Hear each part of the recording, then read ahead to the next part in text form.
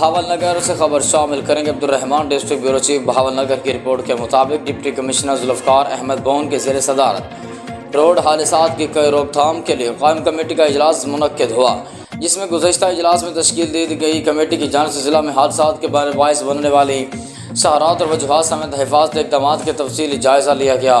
इजलास में district police officer Nasibullah Khan, member सूबाई असम्बली सोहेल खान, मेंबर सूबाई assembly Ghulam Murtaza, additional deputy commissioner revenue Qayyum Qudrat, additional deputy commissioner general secretary regional transport authority Zahoor Hasan, assistant commissioner police अफसरान, CEO health authority, XEN highways,